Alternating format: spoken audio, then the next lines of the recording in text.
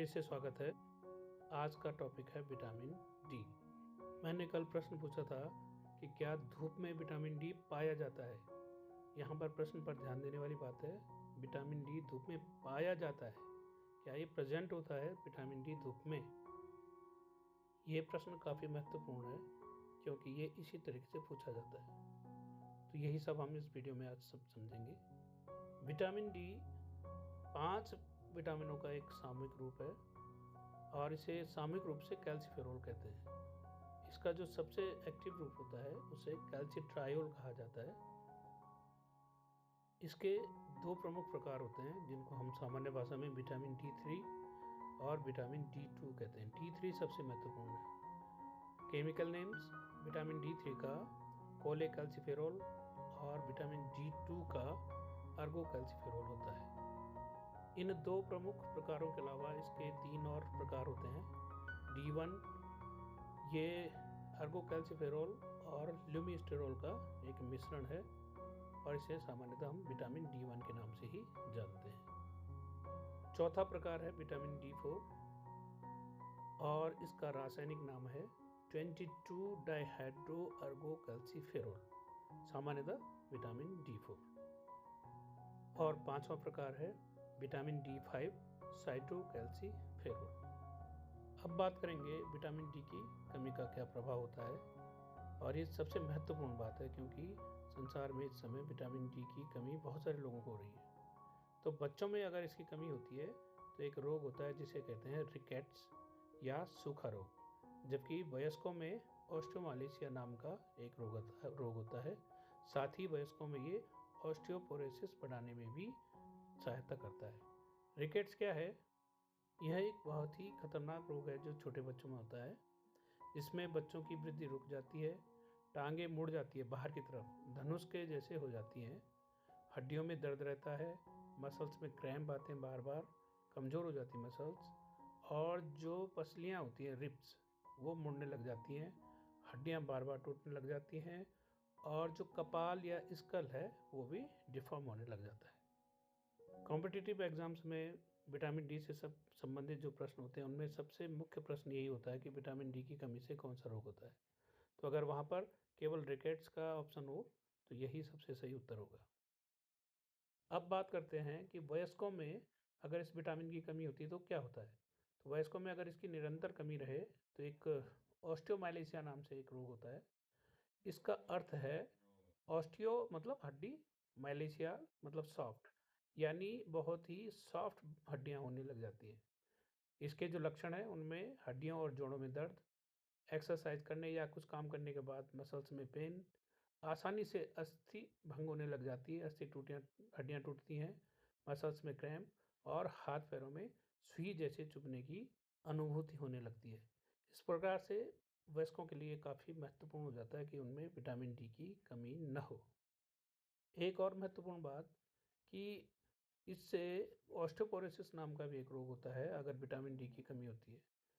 Osteo माने हड्डी, पोरोसिस माने पोर्स होना यानी छेद हो जाना हड्डियों में, और इसके जो लक्षण होते हैं उसमें पीठ दर्द, कद का छोटे होते जाना जैसे जैसे आयु बढ़ती है, कुबड़ निकलने लग जाता है और हड्डियां बहुत ही आसानी से टूटने लगती हैं।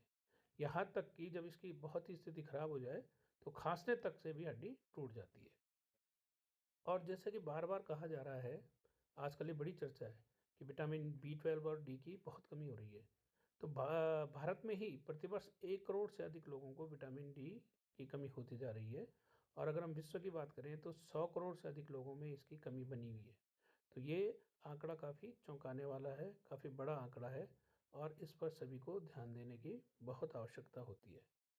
तो ये महत्वपूर्ण प्रश्न उठता है कि विटामिन डी की कमी के आखिर कारण क्या है।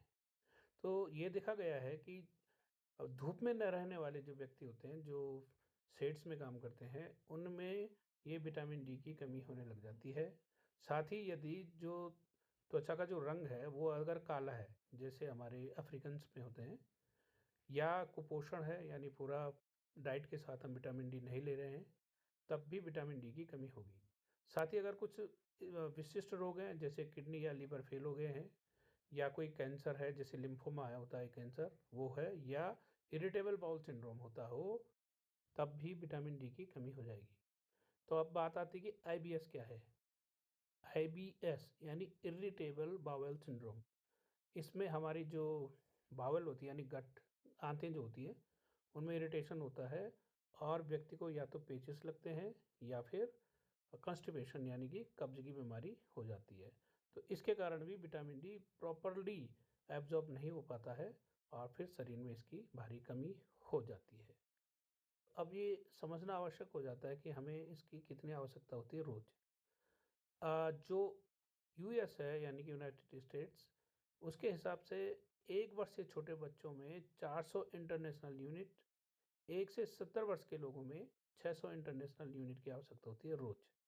और 70 वर्ष से अधिक जो लोग होते हैं उनको और ज़्यादा आवश्यकता होती है, लगभग 800 इंटरनेशनल यूनिट प्रतिदिन। अब बात करेंगे इसका स्रोत क्या क्या है। तो सबसे अच्छा स्रोत धूप है। अगर हम लगभग 15 से 30 मिनट तक रोज़ धूप में खड़े रहते हैं तो फिर हमें इसकी कमी नहीं होगी। हाँ, ये ध्यान रखना होगा कि धूप बहुत तेज़ ना हो, वरना ये नुकसान करेगी। तो गर्मियों में लगभग 10 बजे से पहले और जाड़ों में हम दिन में धूप में रह सकते हैं। तो कल भी मैंने ये प्रश्न किया था और आज भी वीडियो में शुरू में प्रश्न किया है कि क्या धूप में विटामिन डी पाया जाता है। तो इसका सीधा उत्तर है कि धूप में विटामिन डी नहीं होता है। हाँ, अगर हम धूप में खड़े रहते हैं या धूप में रहते हैं तो हमारी स्किन धूप की सहायता से विटामिन डी बनाती है। धूप में स्वयं विटामिन डी नहीं होता है। ऐसा नहीं है कि बारिश की तरह वो हम पर बरस रहा हो। साथ ही ये भी ध्यान रखना पड़ेगा कि धूप की तीव्रता कितनी है, बादल लगे हुए हैं, नहीं लगे हुए हैं, कितनी देर तक आप धूप में रहते हैं और साथ ही आपका शरीर का कितना भाग खुला हुआ है यानी बिना कपड़ों के हैं। तो उससे बहुत फ़र्क पड़ेगा कि आपका विटामिन डी का संश्लेषण धूप से होता है या नहीं। लेकिन ऐसा नहीं है कि हम केवल धूप से ही इसे प्राप्त कर सकते हैं, भोजन से भी इसे प्राप्त किया जा सकता है।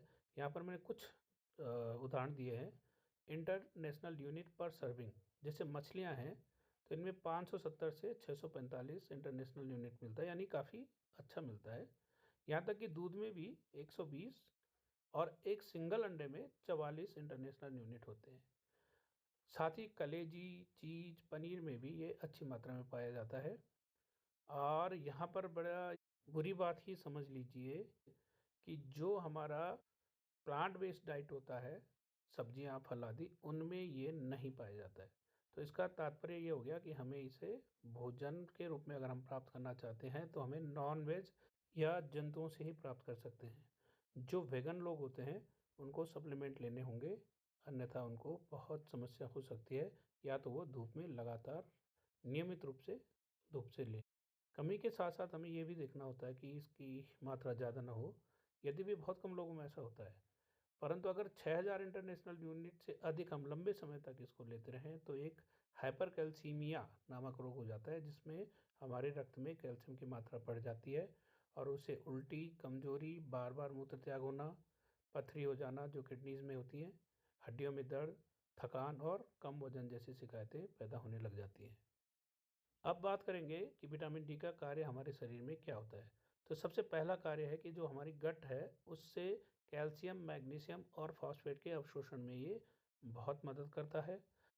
साथ ही एक रोग होता है हाइपोकैल्सीमिक टिटेनी, जिसमें रक्त में कैल्शियम की मात्रा कम होने से मसल्स में क्रैम्प आदि होने लग जाते हैं, मसल्स में दर्द आदि होने लग जाता है। तो उस रोग से भी ये बचाव करता है।